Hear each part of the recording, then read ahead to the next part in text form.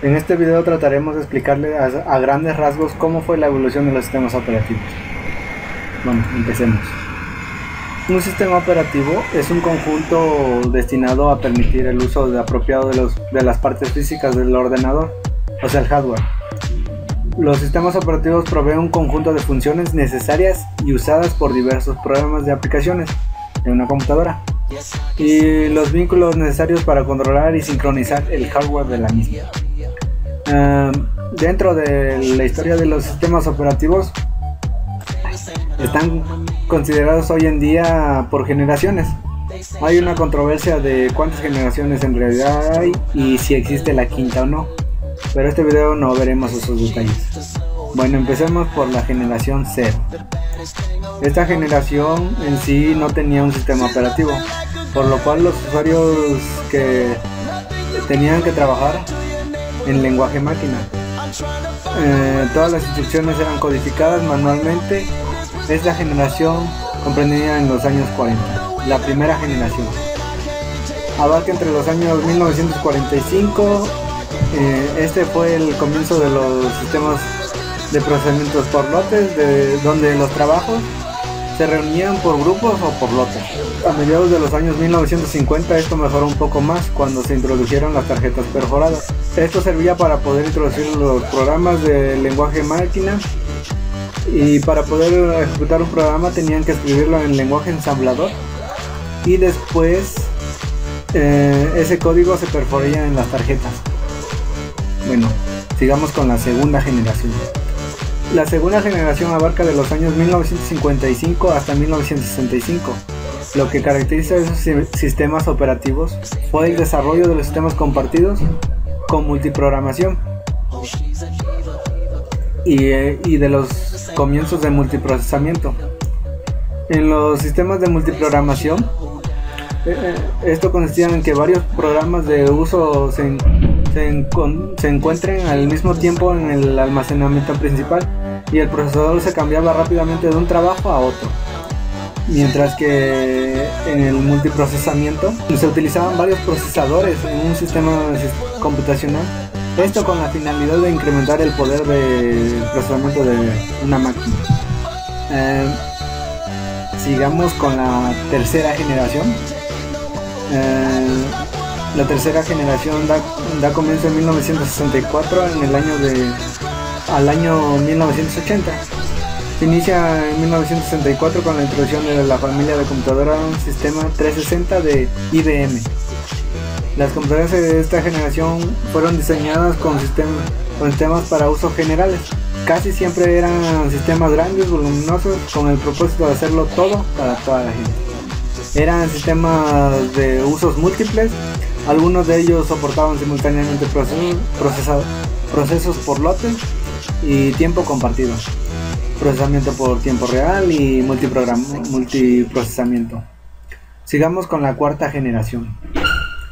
La cuarta generación da comienzo a partir de 1980 con la invención de circuitos a gran escala, la LSI, los chips que contenían miles de transistores en 1 centímetro cuadrado de silicio. Nació la era de la computadora personal. Dos sistemas operativos dominaron inicialmente el campo de las computadoras, que fueron la MS2 de Microsoft y la Unix. MS2 se usaba ampliamente en la IBM, PC y otras máquinas basadas en la CPU de Intel 8088 y sus sucesoras, la 80286, la 80386 y más tarde la Pentium Pro. A partir de 1995 se produjo una versión autosuficiente de Windows, en Windows 95, de modo que ya no era necesario el MS2 para apoyar. Pasamos con el sistema operativo Mac, después seguimos con el Windows. Mac en sí es en inglés Macintosh Operating System, que en español es sistema operativo de Macintosh. da comienzo en 1984, el 24 de enero. Es cuando lanzan la máquina en sí, llamada Mac. El nombre del sistema operativo creado por Apple para su línea de computadoras de Macintosh. Es conocido por haber sido el primer sistema dirigido al gran público. También contar con una interfaz gráfica compuesta por la interacción de un mouse con ventanas, iconos y menús. Era un poco más sencillo en su actualidad de utilizar que los demás sistemas operativos. Apple quitó importancia, por decirlo así, de forma un poco deliberada a la existencia de sistemas operativos en los primeros años de su línea de Macintosh, procurando que la máquina resultara más agradable al usuario, diferenciando de los otros sistemas contemporáneos como MS2, que era un desafío técnico en ese entonces utilizar esas máquinas. El equipo de desarrollo de la Mac original incluía a Bill Stinson, a Jeff Ranskin y Andy Helfer. Bueno, sigamos con Windows. Ahora sí. Windows da comienzo con MS2. En 1981 Microsoft compró un sistema operativo llamado Q2, que tras realizar unas pocas modificaciones se convirtió en la primera versión de MS2, que es Microsoft Disk Operating System. A partir de aquí se sucedieron una serie de cambios hasta llegar a la versión 7.1, versión 8 en Windows Millennium, a partir de la cual la MS2 dejó de existir como componente del sistema operativo. Bueno, aquí está, ahora les explico más. A mediados de los 80 se crea este sistema operativo, pero no es hasta la salida de Windows 95 que se puede considerar como un sistema operativo, porque antes solo era una interfaz gráfica del MS2 en la cual tenías que disponer de unos disquetes para poder correr el programa. Como ya lo habíamos dicho antes, era más un shell que un sistema operativo en sí. Años después de eso se realiza el Windows 98, que en su época era la más eficaz. Después se crearía el sistema operativo de Windows ME, o más conocido como Windows Millennium Edition. Aproximadamente entre el año de 1999 y el año 2000, un año después, se crearía el sistema operativo de Windows 2000. Después le seguiría el sistema operativo Windows XP, después de Windows XP salió la Windows Vista, que en su momento Windows Vista generó muchas críticas sobre que no era un buen sistema operativo. No duró mucho tiempo en el mercado. Luego salió el Windows 7 y el más reciente ahorita es el Windows 8, lanzado en octubre del 2012. Vamos a seguir con Linux.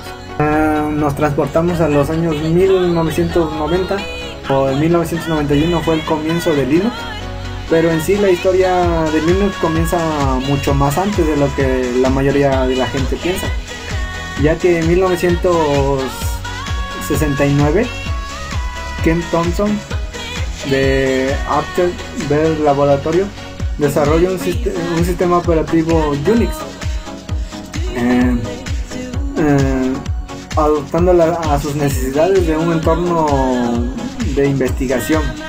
Un año después, Dennis Richard, creador del lenguaje de programación C, colaboró con Ken Thompson para pasar el código de sistema de Unix a C, lo que convirtió a Unix en un sistema operativo transportable.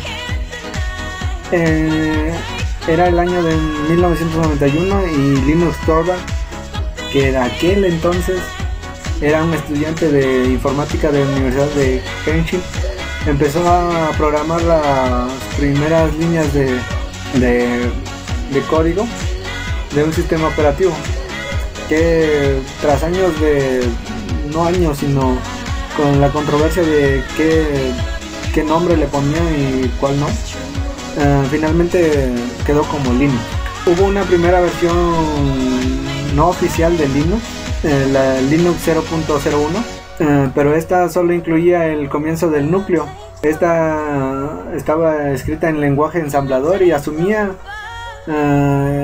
Linus Torvalds que uno tenía acceso a un sistema Minix para poder ser compilado. En octubre de 1991, Linus Torvalds inicia la primera versión oficial de Linux, la versión 0.02. Mi conclusión es que los sistemas operativos están muy ligados a la evolución de las máquinas, ya que sin ellas, sin las máquinas o computadoras en sí, un sistema operativo no podría tener una funcionalidad, ya que es la que se encarga de facilitarnos la tarea de tener que estar ahí conectando los chips y todas las cosas. Una de las ventajas de los sistemas operativos